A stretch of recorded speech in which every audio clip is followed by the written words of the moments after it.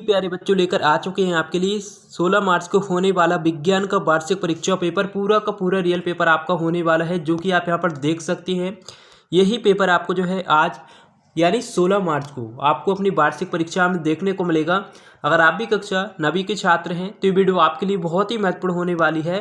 अगर आप इस वीडियो को पूरा देखते हैं लास्ट तक तो आप 75 में से 75 नंबर लेकर आओगे। आप यहाँ पर देख सकते हैं कक्षा 9वीं वार्षिक परीक्षा पेपर 2025-26 और विषय आपका जो है साइंस यानी विज्ञान रहने वाला है। हिंदी और इंग्लिश दोनों वर्जनों में आपका पेपर होने वाला है।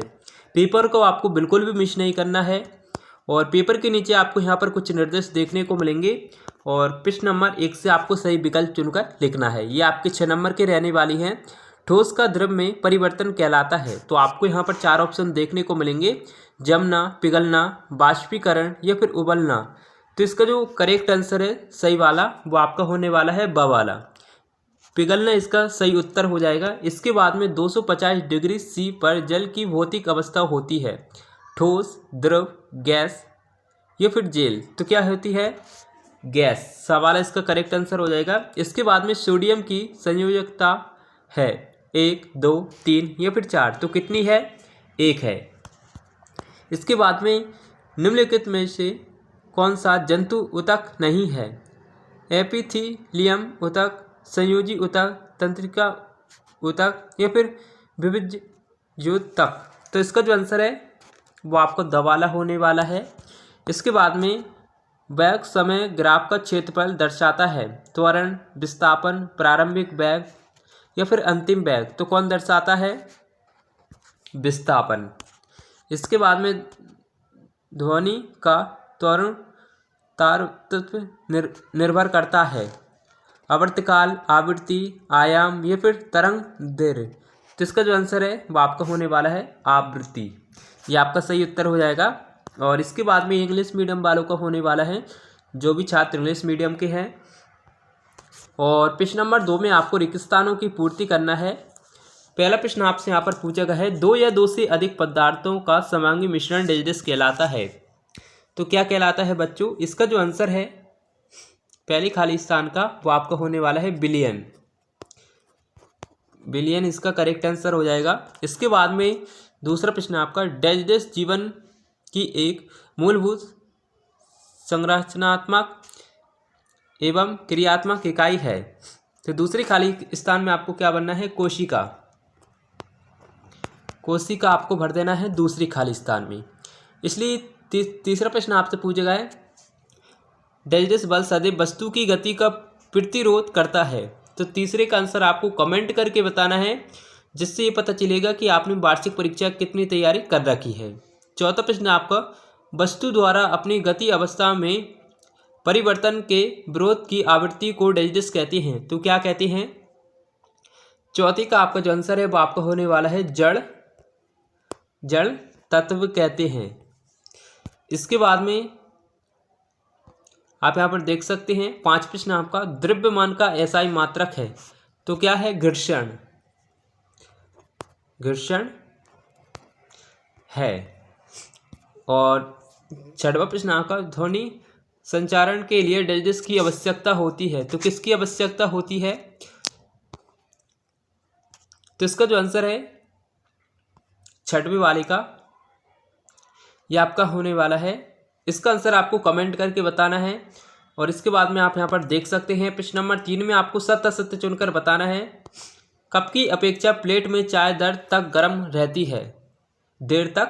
रहती है। तो पहला आपका बिल्कुल असत्य हो जाएगा। और दूसरा प्रश्न आपका, निलंबन एक विषमांगी मिश्रण होता है। तो ये आपका बिल्कुल सत्य है। किसी यौगिक में तत्व सदैव एक निश्चित द्रव्यमानों के अनुपात में विद्यमान होते हैं। तो तीसरा भी आपका सत्य है। चौथा प्रश्न आपका, कैनाल किरणों की खोज की गोल्डस्टीन ने की थी। तो चौथा आपका बिल्कुल सत्य है। डीएनए के क्रियात्मक खंड को जीन कहते हैं। तो 5वां आपका सत्य है। इसके बाद में किसी बल द्वारा किया गया कार्य हमेशा धनात्मक होता है। तो ये आपका बिल्कुल असत्य हो जाएगा। और प्रश्न नंबर 4 में आपको सही जोड़ी का मिलान करके लिखना है, जो कि आप यहाँ पर देख सकते हैं। निश्चित आकार व आयतन। तो इसका जो आंसर है बच्चों वो आपका होने वाला है ठोस। ये आपका करेक्ट आंसर हो जाएगा। इसके बाद में कोशिका का ऊर्जा घर, तो दूसरे का आपका जो आंसर है वो आपका होने वाला है ए वाला माइटोकॉन्ड्रिया। और गुरुत्वाकर्षण का नियम, तो इसका जो आंसर है वो आपका सी वाला होने वाला है न्यूटन।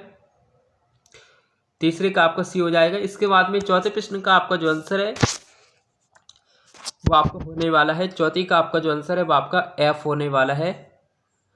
इसके बाद में 5 प्रश्न आपका कार्य करने की दर, तो 5वीं का आपका जो आंसर है वो आपका ई हो जाएगा शक्ति। और नाइट्रोजन और फास्फोरस, जिसका जो आंसर है वो आपका डी वाला होने वाला है बृहत पोषक तत्व। इसके बाद में प्रश्न नंबर 5 में आपको एक शब्द एक वाक्य में उत्तर देना है। कोशिका की खोज किसने की थी, तो किसने की थी बच्चों? इसका जो आंसर है वो आपका होने वाला है रॉबर्ट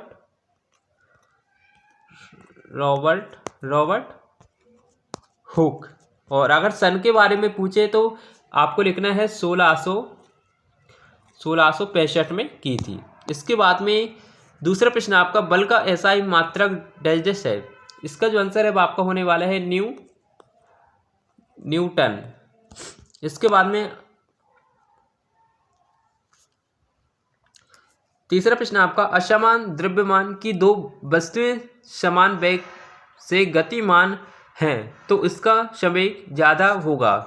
तो तीसरे का आपका जो आंसर है वो आपका होने वाला है भारी वस्तु इसका सही उत्तर हो जाएगा। इसके बाद में चौथा प्रश्न आप यहाँ पर देख सकते हैं, भैंस का वैज्ञानिक नाम है, तो क्या नाम है वैज्ञानिक? इसका जो आंसर है वो आपका होने वाला है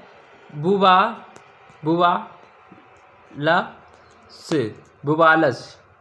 और एक नाम और भी है, ये आपका फर्स्ट वाला होगा बुवालिस और इसके बाद में बुवालिस। ये दोनों भैंस के वैज्ञानिक नाम हैं। और आप यहाँ पर देख सकते हैं मनुष्य के कान की श्रव्यता पारस कितनी होती है, तो इसका जो आंसर है 5वीं का वो आपका होने वाला है हर्ट्ज 20 हर्ट्ज से 20,000 हर्ट्ज तक होती है। इसके बाद में ये आपके 2-2 नंबर के प्रश्न होने वाले हैं जो कि आप यहाँ पर देख सकते हैं। बच्चों प्रश्नों को आपको बिल्कुल भी मिस नहीं करना है क्योंकि ये कोई क्वेश्चन आपकी परीक्षा के लिए इम्पोर्टेंट होने वाला है। इसी में से आपके क्वेश्चन पूछे जाएंगे, आपको पेपर में देखने को मिलेंगे। इसी में से कोलाइड विलयन के कोई 2 गुण धर्म आपको बताना है। समांगी और विषमांगी विलयन में कोई 2 अंतर आपको लिखना है। और आप यहाँ पर देख सकते हैं निम्नलिखित तापमानों को केल्विन इकाई में परिवर्तित कीजिए। 25 डिग्री सी, 100 डिग्री सी। ऊर्ध्वपातन किसे कहते हैं? निम्नलिखित यौगिकों के नाम आपको बताना है। द्रव्यमान संरक्षण का नियम, कार्बन और सोडियम परमाणु के लिए इलेक्ट्रॉन वितरण, और लाइसोसोम को आत्मघाती थैली क्यों कहते हैं?